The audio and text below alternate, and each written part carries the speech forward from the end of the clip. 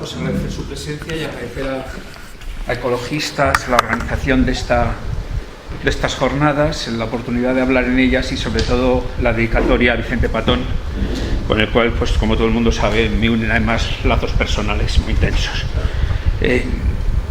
Yo voy a hablar del Edificio España. Vamos a ver. Bueno, yo voy a hablar de este tema. El título pues es raro, dicotomía entre monumento y edificio, el caso del Edificio España, pero bueno, que ya un poco Nines nos ha anticipado el tema del famoso monumento franquista, del edificio franquista y de lo que esto supone. Vamos a ver, esto es lo que dice la Academia cuando se refiere a un monumento. Las dos primeras acepciones: un monumento es una obra pública y patente en memoria de alguien o de algo, y el otro es construcción que posee valor artístico, arqueológico, histórico, etcétera. Vemos que son diversos valores los que pueden hacer que un edificio sea considerado un monumento, y en este caso, obviamente, el Edificio España encajaría perfectamente en la segunda definición de construcción que posee.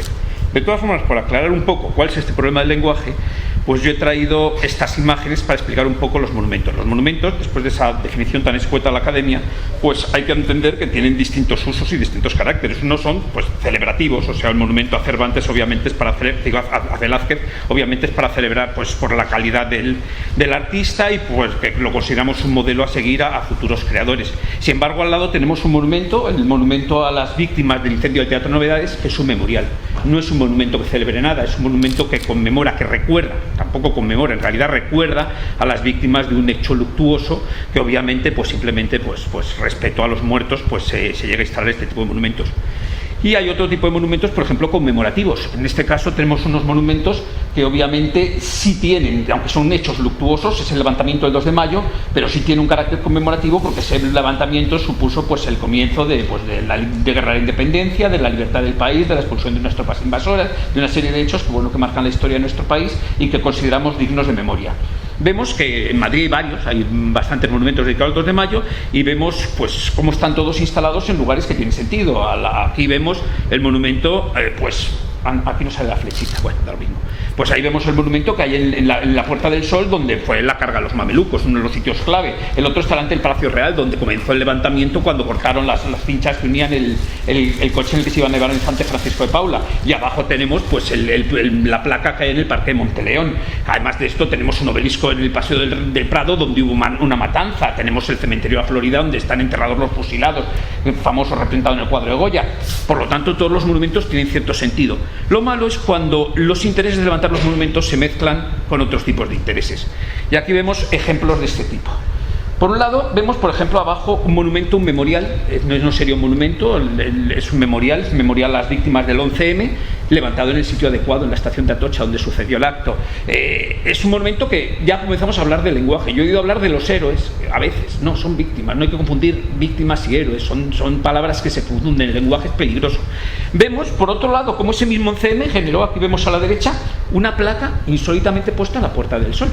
Realmente en la Puerta del Sol no sucedió nada, no tiene mucho sentido que esa placa se colocase en la Puerta del Sol, excepto que las autoridades en el momento pensaron que esta era la sede de su gobierno y que era más publicitario. Entonces la placa, en vez de colocarse donde debía estar en Atocha, pues se coloca en la Puerta del Sol pues por intereses espurios que realmente pues trasladan el monumento donde no debería estar. Esta es la placa que hace simétrica a la del 2 de mayo, que sí tuvo lugar en la Puerta del Sol, aquí no tuvo nada que ver.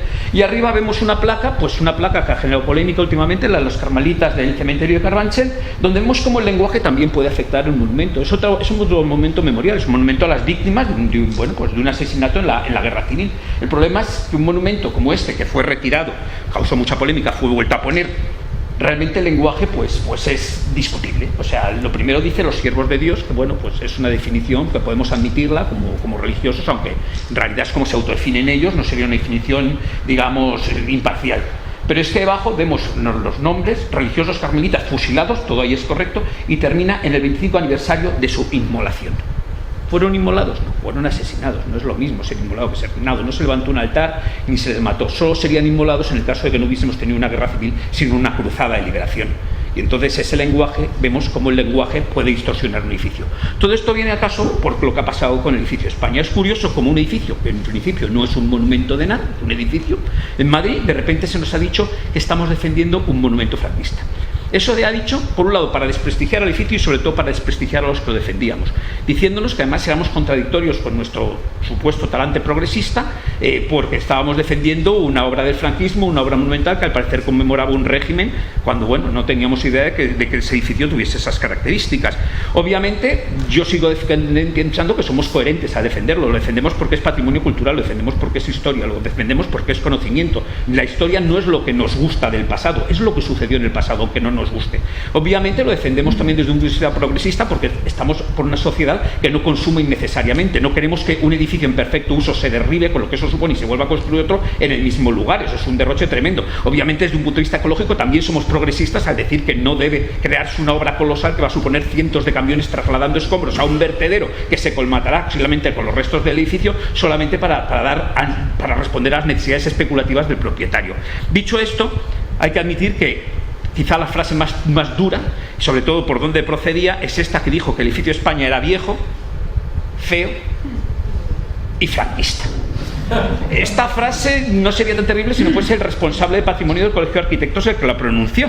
Que un responsable de patrimonio diga eso de un edificio cuando se le pretende promover su protección, pues dice bastante más del responsable que del propio edificio del que está hablando. En este caso, pues son tres temas de los que podemos hacer. Vamos a ver, los vamos a analizar por partes. Decimos, ¿el edificio es viejo?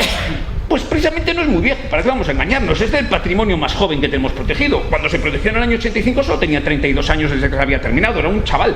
Ahora han pasado 30 más, pero bueno, con 30 años más todavía conocemos gente mucho más vieja que el edificio de España, y no creo que les gustase que les llamásemos viejo en sus narices. O sea, obviamente el edificio no es tan viejo. Por otra parte, que sea viejo, hombre, en el patrimonio eso es un valor objetivo. Cuanto más viejo, más patrimonio. Realmente uno de los temas para proteger algo es que sea viejo. O sea, las leyes de patrimonio, las ferias de antigüedad se llaman así porque son cosas antiguas. Si no fuesen antigüedades, pues se llamarían de otro modo. Exigen normalmente que las piezas tengan 100 años. Las leyes de patrimonio en Nueva York establecen que un edificio tiene que tener como mínimo 17 años para poder protegerse. ¿Por qué? Bueno, porque es que si no protegeríamos cosas que en el momento actual no tenemos perspectiva, y lo que estuviese más de moda lo protegeríamos, y 5 años después diríamos, ¿por qué hemos protegido este bodrio? Pues esto nos pasa, los edificios tienen que tener un pozo para comenzar a protegerlo.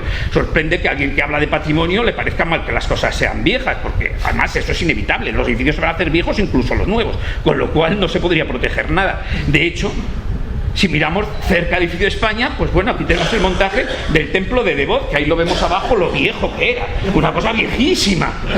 Por ese criterio, pues este edificio tan viejo no debería estar protegido, ni debería ser una pieza importante del patrimonio de nuestra ciudad. Pues no creo que sea exactamente el concepto del patrimonio habitual, pero bueno, ellos sabrían por qué lo decían. Una vez restaurado e instalado, pues es una de las imágenes más características de Madrid, y una de las imágenes más imponentes con estos famosos atardeceres. Y claro, habrá quien diga, bueno, vale, es viejo, es muy viejo, pero es bonito, no es feo. El edificio de España hemos dicho también que era feo. Bueno, no siempre el patrimonio es muy bonito. Si lo pensamos bien, una pirámide pues no va muy lejos. O sea, ¿para qué vamos a engañarnos? Esto es viejísimo, pero bonito, pues hombre, realmente pues no es que sea lo más bonito del mundo. Es muy sencillito, no hay museos de pirámides, o sea que no es algo que suele poner la gente en sus salones. Con lo cual, pues bueno, pues estamos hablando de que tiene otros valores. Obviamente uno de ellos es su antigüedad, otra es un hito tecnológico. Esta pirámide es un hito colosal, porque obviamente una pirámide como forma no dice mucho, pero si mide 146 metros de altura y está levantada hace 3.500 años, pues ya hay que comenzar a pensarse las cosas. Eso es un elemento de valor, y ahí sí nos podemos encontrar con que el edificio de España tiene sus intereses y que es un hito. El edificio de España es un hito a ese respecto. Para aclarar aún más las cosas, pues bueno, aquí lo tenemos. Es un edificio de 117 metros de altura, algo más pequeño la pirámide, pero fue el edificio de hormigón más alto del mundo cuando se construyó, el edificio más alto de Europa en ese momento, en una España muy empobrecida que obviamente no podía hacer alardes de construcción de acero. Estamos en el año 47, acaba de terminar la Guerra Mundial, no hay acero ni siquiera en Europa, porque están apenas recuperándose la producción después de la guerra. España mucho menos tiene acero, y pues se hace el alarde de levantar este edificio colosal con una técnica que nunca se usaba para edificios de esta altura. Aquí tenemos la construcción, es un verdadero alarde, un alarde tecnológico, un alarde ingenieril. El edificio de España tiene un tema de valor como hito. Yo no voy a entrar en el tema de si es feo o es bonito, realmente a mí me parece bastante feo, para que vamos a engañarnos, pero creo que no hay que defenderlo solo por feo o bonito, es que es un valor, eso sí que es subjetivo, es que son otros valores los que estamos diciendo. El edificio de España, fíjense aquí, esta estructura, ven qué curioso es que aparece que le salen dos torres a los lados. Bueno, porque en realidad funciona como edificios independientes, cada torre tiene una cimentación distinta y se separan porque, como iban a ser de distinta altura, la que más pesa más se hunde en el terreno, la más alta, y las otras menos. Entonces se hace con una solución de juntas y luego la fachada lo unifica todo y no logras ver las juntas de dilatación. A mí eso todavía no se me está resuelto, la verdad. Me parece milagroso que este edificio tenga la fachada continua con una estructura totalmente dividida. O sea, que el alarde, los arquitectos, los Otamendi, los autores de este edificio, por cierto, arquitectos también del Metro de Madrid, que nos han hablado antes, como arquitectos podrían ser discutibles, pero José María como ingeniero era muy bueno y la ingeniería del edificio es espléndida. O sea, que es un hito.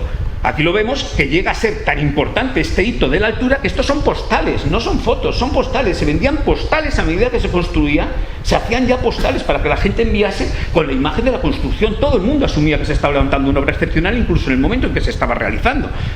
Fíjense, son postales, ven el borde característico de las postales antiguas, ese borde redondeado, pero son el edificio todavía inacabado y vemos esa fachada que va a cubrir ese hito, esa estructura extraordinaria, que es uno de los elementos que nosotros hemos insistido en que es lo más importante quizá, que hay que proteger en el edificio y que el ayuntamiento precisamente desprotegía para poder demolerlo, quitar esa estructura de hormigón tan característica y tan singular. Más aún cuando vemos cómo se construyó, que es la España de la época. O sea, el casco de estos obreros hay que analizarlo, porque atados con la cuerda, subidos ahí, es asombroso. Y claro, dices, esto también es importante. O sea, no es solo que se levantase el edificio de hormigón más alto del mundo, es que se levanta en una España empobrecida, con una tecnología limitada. Ese esfuerzo también, porque nos habla de todo, nos habla de cómo era nuestro país, que no hubiese acero para construirlo, nos habla de cómo era España. Todo eso es historia, y por eso hemos visto que entre los valores de los monumentos están sus valores históricos. Esto es historia del edificio, que se construyese con estos medios, con unos obreros que, por cierto, no son francos ninguno de los dos, lo que nos permite suponer que tampoco es franquista porque lo hiciese él. Lo hacían los españoles, lo construían obreros españoles, lo diseñaban arquitectos españoles, ingenieros españoles. Vamos a dejar de quitar que las cosas que parece que lo que hizo, que algo que es franquista, es que era suyo. No, él no hizo nada, nunca, realmente. Lo pagaron todos otros. O sea, lo pagaron los españoles y será de los españoles, pero no de Franco.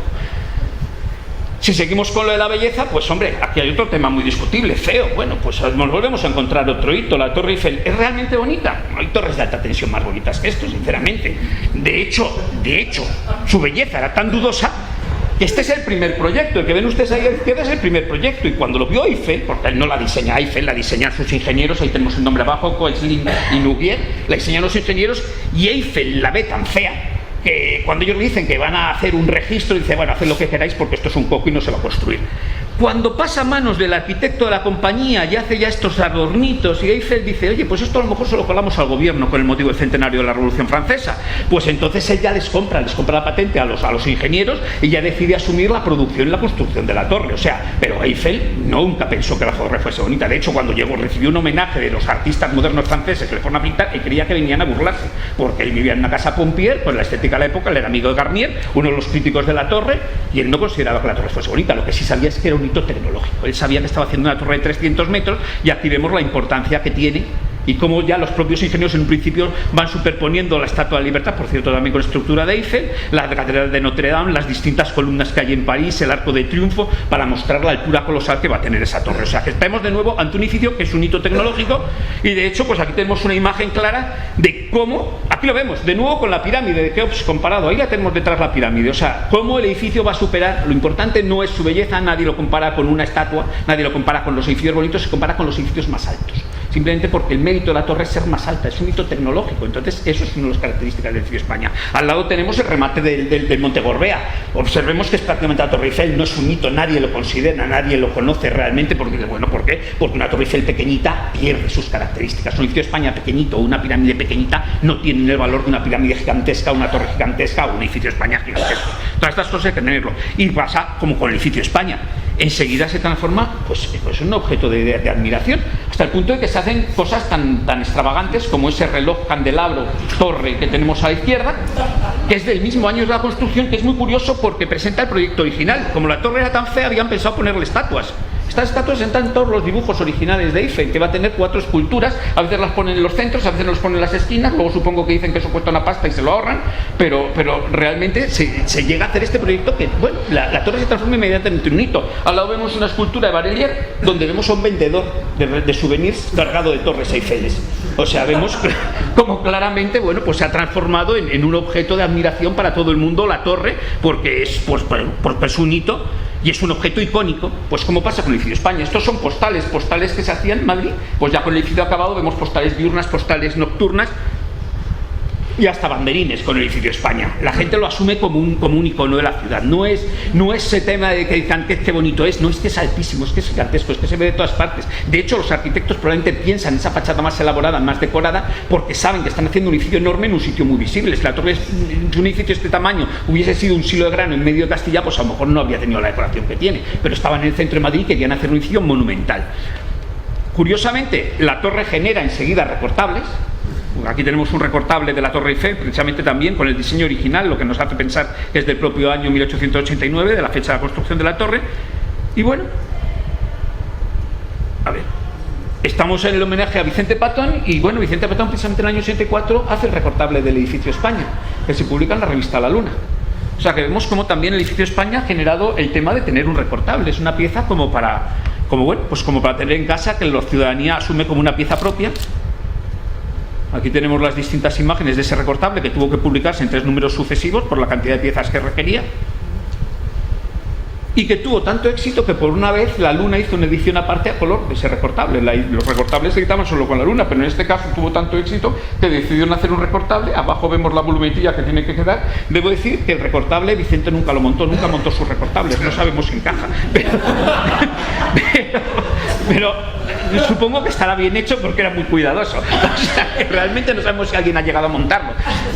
No sé si esto es el recortable, en cualquier caso. En todo caso es muy parecido. Esta es una imagen del edificio España, y curiosamente esta maqueta del edificio España estaba en el museo de la ciudad, en el museo que el ayuntamiento cerró en la plaza, en la calle Príncipe Vergara. Es decir, que este mismo ayuntamiento que después dice que este edificio no tiene valor, que no es un icono y no es nada, en su museo le coloca una maqueta.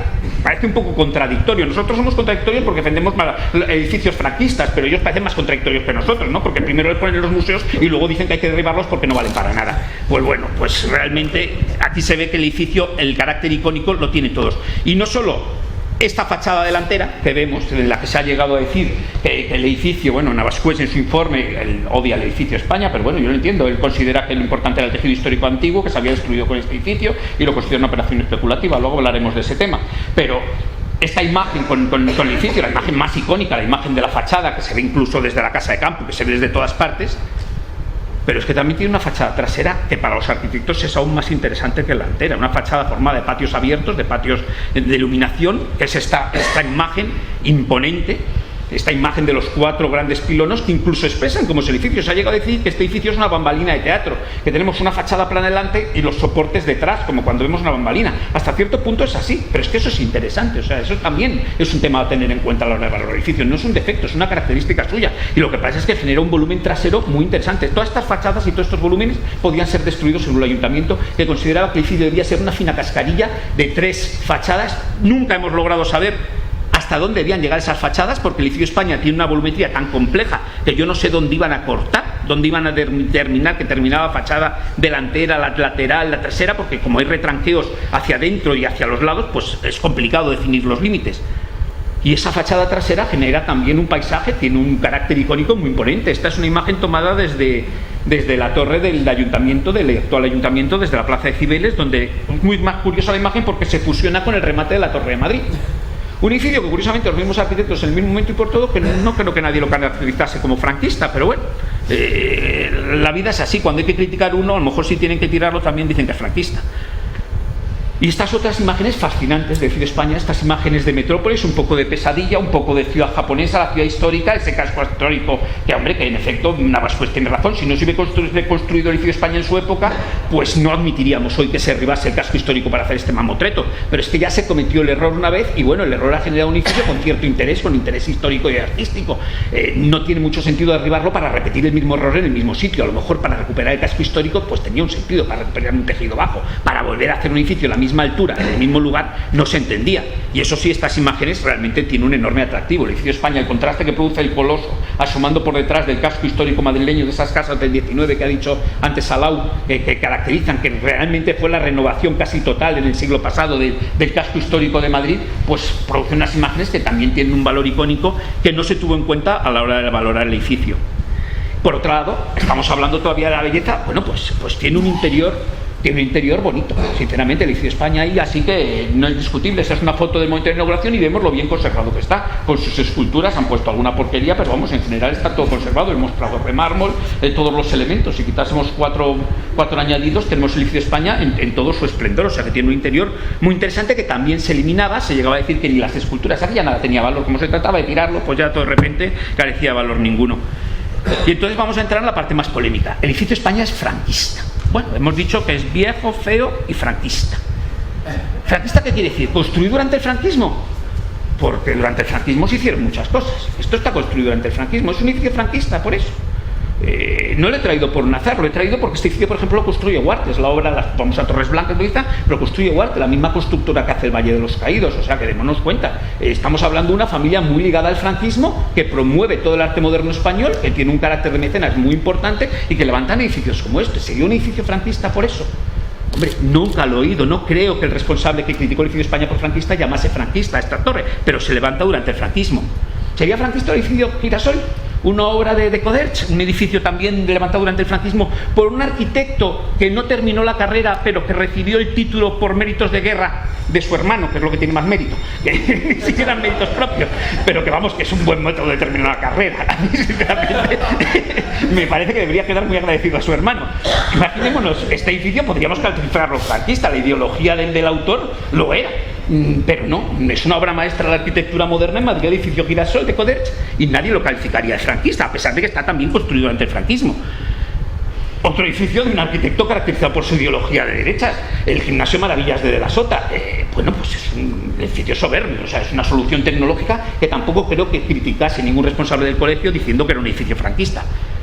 No digamos Fisac, uno de los miembros originales del Opus Dei, que aunque luego acabas a palos con él. Edificios como esta iglesia, los dominicos de Alcobendas, una verdadera maravilla, pero tampoco creo que nadie la calificase de franquista y pensase que debía ser. Y estamos hablando de la iglesia que metía al dictador bajo palio, o sea que estamos hablando de un edificio muy significado dentro del régimen. La Basílica de Aranzuz o de Nuevo de Oiza, otra iglesia muy significada, con un apostolado de Oteiza. Todo esto está construido durante el franquismo. ¿Son edificios franquistas? ¿No son edificios franquistas? Bueno, eso no nos lo han aclarado. Pero si obviamente estos edificios no son franquistas, no lo llaman franquista por ser construido durante el franquismo. Tendrá que ser otro motivo. Quizá porque el franquismo pues sacó cierto provecho del edificio. Obviamente era un hito en la ciudad, y aunque es un edificio en el que ni siquiera hay un escudo de España a pesar de su nombre, eso es bastante curioso. El edificio, por ejemplo, esto es la llegada de Eisenhower a Madrid. Vemos cómo está el edificio iluminado y cómo pasa la comitiva, que baja por la Gran Vía, que era lo más moderno que se podía enseñar a un dignatario extranjero, y pasa por delante del edificio España.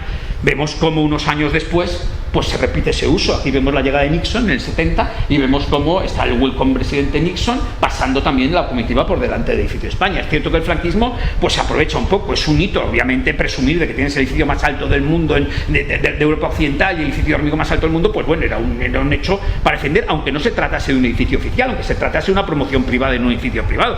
Pero claro, si eso es muy franquista, este edificio también sería franquista, y mucho más, porque este es el pabellón que presenta España en la exposición del 58 de Bruselas. Es una obra maestra de Correos y Molizún. De hecho, se desmonta y se trae a Madrid, gana la medalla de oro en la exposición de Bruselas. Es un edificio bellísimo, el pabellón de los hexágonos, que está ahora en la Casa de Campo, y resulta que, bueno, pues este edificio, si el otro era franquista, vamos, esto mucho más, si esto era la publicidad que hacía, o sea, España era muy moderna de puertas afuera, por dentro no, estos edificios luego aquí no se veían, pero fuera se construían para mostrar al extranjero lo moderno, igual que se enviaban las películas a los festivales extranjeros para ganar ese premio, pero luego aquí la censura las prohibía. Pues bueno, pues hacían lo mismo, o sea, era el método de presentar. Esto es pura publicidad del régimen, una publicidad de alta calidad, todo hay que admitirlo. Aquí tenemos otro pabellón, el de la exposición de Nueva York del 64. Este es la Feria Mundial. La revista Life lo llamó la joya de la feria.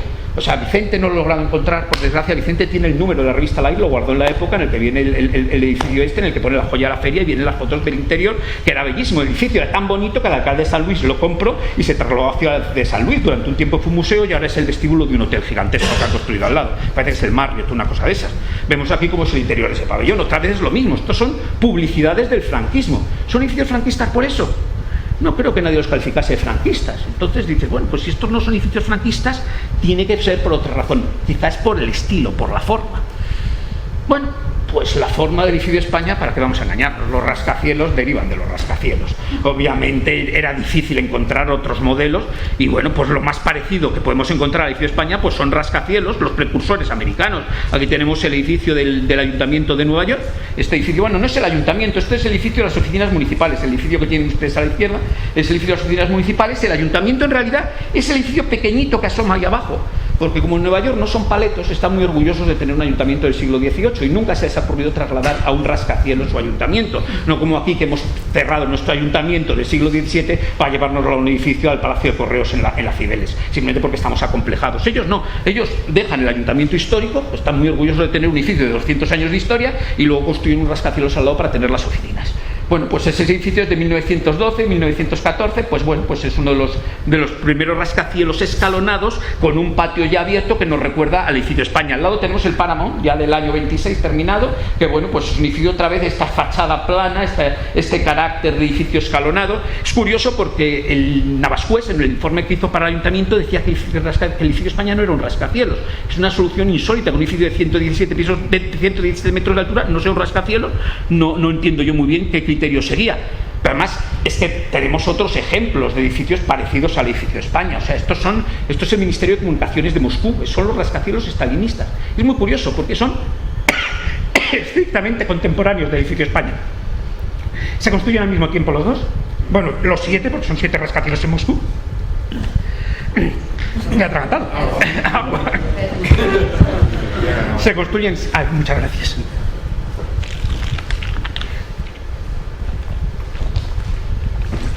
Se construyen 7 rascacielos en Moscú, curiosamente de un estilo parecido y estrictamente contemporáneo.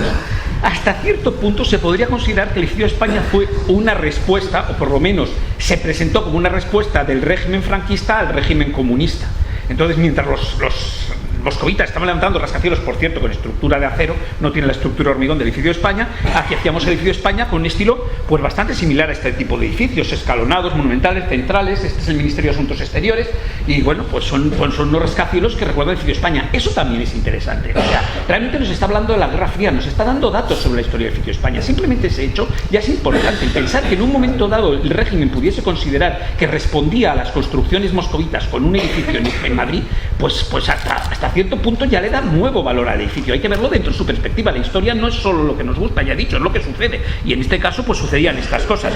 Aunque quizá no haya que ir tan lejos. Realmente el edificio de España tenemos el modelo en Madrid, en la Telefónica. Si el edificio es parecidísimo, es hasta neobarroco. O sea, lo que pasa es que este edificio, también de antes de la guerra, con estructura de acero y revestido de piedra, pues después de la guerra, con los materiales que hay, pues no se puede hacer una construcción, digamos, tan costosa. Además, aunque el arquitecto es español, Cárdenas, el ingeniero y el otro arquitecto, el S-Wix es americano, es un rascacielos americano trasplantado a Madrid. También fue en su día el edificio más alto de Europa. O sea que Madrid ha tenido la cosa de no sé si tener los precedentes de los rascacielos o de tener los mejores especuladores, porque el tema de que tengamos los edificios más altos siempre es sospechoso. Si a este edificio que hemos visto le sumamos los acabados del Palacio de la Música, con el ladrillo y la piedra artificial que tiene el edificio España, nos encontramos prácticamente los dos ejemplos. El edificio España nace de juntar el modelo de la Telefónica, el rascacielos escalonado central con torre de estilo neobarroco, con los acabados que instala Secundino Zuazo en su Palacio de la Música, que además procede pues del edificio precisamente de gobernación, del edificio que actualmente es la comunidad, la Puerta del Sol, lo que fue la primera casa de correos, que es el edificio de estilo francés, donde se une la piedra caliza blanca con el ladrillo rojo como elementos característicos. Es también la arquitectura que caracteriza, por ejemplo, el Palacio de Aranjuez. Estos dos colores que se combinan, que son muy de la arquitectura castrica española. Este edificio es curioso, porque si este edificio se hubiese construido en 1940, seguro que dirían franquista. El problema es que es de 1926 y no pueden llamarlo franquista porque todavía no estaba Franco, obviamente. De hecho, su arquitecto es Secundino Zuazo, que hace un edificio tan aparentemente franquista, terminado durante el franquismo, como los nuevos ministerios. Es un edificio de la República. Alguna gente, yo creo que después de beber algo, pues dicen que la planta es la y el martillo. Yo, sinceramente, no acabo de verlo. Pero bueno, pero que es un edificio imponente y que es una estética clasicista muy cercana a la del franquismo, pues es cierto. Pero es que esa estética era común en toda Europa en ese momento. Es una estética monumental que la practica tanto la Italia fascista como la Alemania nazi, como la Francia del Frente Popular. O sea, están todos los países y en la democracia americana está haciendo estos edificios. De hecho, fíjense, este edificio también es de antes de la guerra. No digan que esto no es la estética franquista, si es que este modelo ya existía. Este es del 29, también de ese continuazo. Lo he traído para que se vea que en realidad lo que llamamos estética franquista, pues hasta cierto punto es anterior, a no ser que nos refiramos al edificio más conspicuo de esta estética. En efecto, esto podríamos decir que es la estética franquista, que es la versión pues del Escorial. Lo que pasa es que de esto hay uno, sinceramente tampoco hay tantos. Y hasta en este caso nos encontramos, lo primero, que en el momento que se construye el edificio España se está construyendo el mismo arquitecto que Gutiérrez Soto, que ha construido el anterior, ya está haciendo este edificio. Esto es el edificio de Estado Mayor, un edificio para el ejército de un arquitecto que ha sido militar durante la guerra y que construye un edificio de estilo moderno. O sea, ¿cuál es la estética del franquismo? Yo sinceramente creo que el franquismo no tenía estética. O sea, mientras Hitler estaba muy preocupado por la estética, mientras Mussolini estaba muy preocupado por la estética, yo creo que el franquismo es que no tiene ni siquiera ideología clara, no es nazi ni fascista. La ideología es que manden los de siempre. Aquí no se va a mover un pelo y vamos a volver como estábamos siempre. Esa es básicamente la ideología que tiene el franquismo detrás. Aquí van a estar los de siempre, haciendo lo de siempre y como lo han hecho siempre, como querido, porque les da las narices. Y entonces era volver casi al siglo XVIII. Su objetivo era volver al antiguo régimen, donde hay unas clases altas dominantes que mandan, y esa es la ideología del régimen. Y por supuesto, que de repente se moderniza, pues ya hemos visto los pabellones que mandaban a Bruselas o Nueva York. Si hubiesen tenido una estética propia, habrían intentado imponer su estética. No, hacen lo más moderno, lo que puede gustar a los extranjeros. Aquí de repente llega la modernidad, pues hay que hacer moderno. Se olvidan ya del estilo escurialense, que por otro lado también estaba ya antes de la guerra, porque esto es del 24, es del Palacio del Marqués del Conde de Cedillo, de Gambra, y este edificio es de antes de la guerra. Ya vemos que vuelve a ser la estética escurialense porque estaba viniendo, era una corriente que venía en toda Europa. Otras estéticas, como por ejemplo la estética fascista característica de estilo nazi que se atribuyen pues a este edificio de Fisac, que le hemos visto antes y tal, al CSIC. Pues mire, estudiando este edificio, las columnas lo más parecidas que hay son estas, que es la del Parlamento de Helsinki. O sea que nos encontramos que una democracia nórdica construye con esa misma estética fascista y que todo es una estética de la época, la estética del momento. Lo que pasa es que en España estamos tan poco informados que igual que pensábamos que fuera todo era muy distinto y ha tenido que llegar la democracia para encontrarnos, por ejemplo, que los derechos de los homosexuales no estaban más avanzados en el resto del mundo que en España, estaban prácticamente en todo el mismo lugar. O sea que nos hemos encontrado que muchas cosas, lo que suponíamos que fuera, estaban muy avanzados, ¿no? Yo sinceramente la primera vez que fui a París dije, esta gente qué retornada es, si no tienen ni revistas pornos en los kioscos.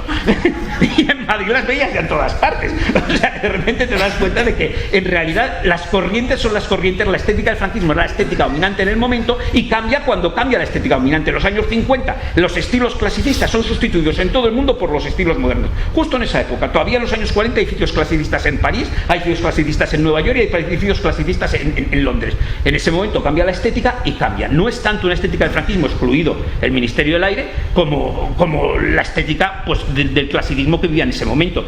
De hecho, si seguimos mirando la estética del franquismo, ¿esto qué demonios es, por ejemplo? Esto es Gijón, es la Universidad Laboral de Luis Moya Blanco, pero esto es escurialense. Un poco puede, no se sabe. Es el Palacio Diocleciano en Split. ¿Esto qué demonios es tardo romano, es marciano. Y dices, es que claro, fíjense, esto es una obra del mismo autor. Este es su proyecto para el monumento a Pablo Iglesias, pero si esto parece un monumento a Lenin levantado en Rusia. O sea, el mismo arquitecto que es prácticamente franquista y que hace esas cosas, pues resulta que también es el arquitecto que hace piezas como este monumento a Pablo Iglesias, que por cierto es precioso, iba a ser en ladrillo tallado. Eso habría sido curioso. Toda esta estructura era una estructura de ladrillo que se iba a labrar, como se hace en Sevilla. Y la verdad es que habría sido una pieza sensacional si se hubiese construido. Pues este es un monumento de ese mismo arquitecto, característicamente franquista, que durante la guerra realiza este proyecto sorprendente. Hemos vuelto a las pirámides que veíamos al principio. O sea, es que en el franquismo cabe todo. O sea, nos encontramos de repente este es el monumento, una exaltación nacional que debía estar donde se hizo el Ministerio del Aire en un proyecto de este arquitecto que estaba un poco locatisto, hay que decirlo, pero bueno, pero que vamos, que nos caracteriza, que realmente el saco del franquismo cabe en todas las estéticas, cabe en todos los movimientos, cabe en todos los estilos. Por lo tanto, ¿qué nos ha quedado? El edificio este es franquista, hombre, porque se hizo en el franquismo, pues medio Madrid se hizo en el franquismo, pasamos de 1 millón a 3 millones de habitantes, que es lo que tenemos ahora, pues la ciudad entera sería franquista y se podría demoler por ese criterio. Si ese no es el criterio, es franquista porque el régimen se apropió de él. Bueno, se apropió de tantas cosas el régimen que como para decir que lo que está apropiado por el régimen, pues también habría que tirarlo todo. Y dices, ¿es franquista por la estética? Pues ya vemos que pues sí, en parte no queda nada claro. Entonces, ¿qué tiene este edificio franquista? Pues sí tiene una cosa muy grave del franquismo, y es que este edificio es un pelotazo urbanístico que todavía hoy no ha logrado explicar ni el ayuntamiento. Los informes que encarga para permitir la demolición actual vienen a decir que pasó de 40 metros a 117 sin que se sepa por qué. El alcalde de la época hizo unas declaraciones diciendo que iba a quedar todo muy bien, pero eso fue todo. No hay manera de saber cómo emarios lograron los Otamendi, la compañía urbanizadora metropolitana, esta que lo construía, la inmobiliaria metropolitana que lo construía, cómo lograron que un edificio que iba a tener la misma altura que los de la Gran Vía se fuese transformando en un monstruo que crecía cada vez más en altura y obtuvo todos los permisos. Eso sí es característico del franquismo. La corrupción, el amiguismo, la arbitrariedad, la opacidad. ¿Cómo se hizo este edificio? Es muy franquista. No es franquista en la forma, sino en el fondo. En eso sí, estamos en un régimen corrupto, un régimen dictatorial, un régimen del que tiene relaciones, obtiene cosas, donde las leyes son flexibles, se adaptan unos a otros. Sí, no te preocupes, esto es el final. Y ya ahora me meto con todo el mundo y termino. Y resulta que, claro, te dices, ¿qué nos ha pasado ahora? Bueno, pues si eso es lo característico del franquismo, lo grave es que estamos en este momento en el que hemos visto cómo este edificio se ha desprotegido, simple y llanamente porque, como se lee ahí, el edificio es un fondo de inversión del Banco Santander. ¿Cómo el Banco de Santander hace una consulta en una primera, sin ningún informe previo, y ya la Comisión Local de Patrimonio le dice que de acuerdo, que lo considera viable tirar el edificio dejando las fachadas? O sea, eso lo primero, antes de ningún informe. Esto es consulta, es previa a los informes que encarga después el Ayuntamiento para taparse las espaldas. Lo primero que dicen es que se puede tirar, porque lo ha pedido el Banco Santander. Esa relación, pues, es misteriosa. O sea, que de repente llegue alguien con mucho poder y cambien las leyes, sí es muy franquista. ¿Para qué vamos a engañarnos? El edificio España albergará, dictamen oficial, un inmueble muy degradado. Por supuesto, lo ha dicho el banco. El propietario dice que lo tienen fatal en estado y en vez de decirle que tiene que repararlo, porque es una obligación de los propietarios, le dice que puede tirarlo, en función de esto. Nos encontramos toda la arbitrariedad, toda la opacidad, todo el amiguismo, toda la especulación, porque no querían tirar las fachadas en buena parte, porque si las tiras, ¿cómo justificas hacer una edificabilidad que en esa zona está prohibida? O sea, el tema es que no puedes perder edificabilidad. El Santander vende el edificio a España al magnate chino Wang por 265 millones. Hay que admitir que el actual ayuntamiento no cedió ni un punto de la bajada de protección que hizo Ana Botella, eso hay que admitirlo, pero también hay que admitir con qué facilidad entraban el chino Wang y todos sus enviados a hablar directamente con la alcaldesa, mientras que las asociaciones, cada vez que queremos verlas es imposible. O sea, la sociedad civil no hay manera de ver a nuestra alcaldesa, a la que votamos y pagamos el sueldo, pero que trabaja para el chino Wang. Entonces, pues tenemos, verdaderamente hay un problema que dice, bueno, volvemos a estar con estas arbitrariedades del franquismo y nos encontramos pues todas estas comisiones, el dictamen de la comunidad de tal, se informa favorablemente la propuesta de modificación puntual del plan, donde se autorizan todo tipo de horrores respecto al contenido de la modificación puntual. Se pretende adaptar la catalogación del edificio España al valor real del mismo. O sea, de repente decían que no tiene valor. Llevaba 30 años protegido, se habían hecho un montón de proyectos. Ningún arquitecto que solicitó un proyecto para el edificio España pensó que estaba mal catalogado. Nunca las autoridades se habían dado cuenta. Y de repente, cuando compra el Santander, que es el gran experto en patrimonio de este país, como lo ha demostrado en Canalejas, él dice, pero si esto no vale nada, ¿qué dicen los expertos? Esto no vale y usted me lo pone aquí en un sello. Y entonces, corriendo, las autoridades van y pum, le ponen el sello. Sí, sí, por supuesto, si usted lo dice será verdad. Entonces ahí vemos cómo se pasa el área comercial de 11.000 metros a 15.000 metros cuadrados. O sea, realmente la especulación del franquismo sigue viviendo. Y quizá el problema que tenemos en esto de adaptar la memoria y de ver cómo tratamos los temas del franquismo es que no hemos cambiado tanto en el fondo. Y estamos intentando cambiar las formas. Quizás si cambiásemos los fondos, si hiciésemos la política de otra manera, si realmente hiciésemos una democracia mucho más que nominal, no solo una democracia partidista, una democracia donde se escuchase a la gente, donde estuviese abierta, donde, como decía antes Alá, hubiese una participación de la sociedad civil que pudiese opinar y se le tuviese en cuenta, quizá entonces sí podríamos tratar estos temas con más tranquilidad. El problema es que mientras tengamos este fondo nos van a seguir diciendo, curiosamente, los que defienden los monumentos del franquismo, que somos unos incoherentes por defender un monumento franquista en este caso, porque como este querían especular, ellos aquí lo querían tirar, ya no les importaba que fuese franquista. Y bueno, he terminado.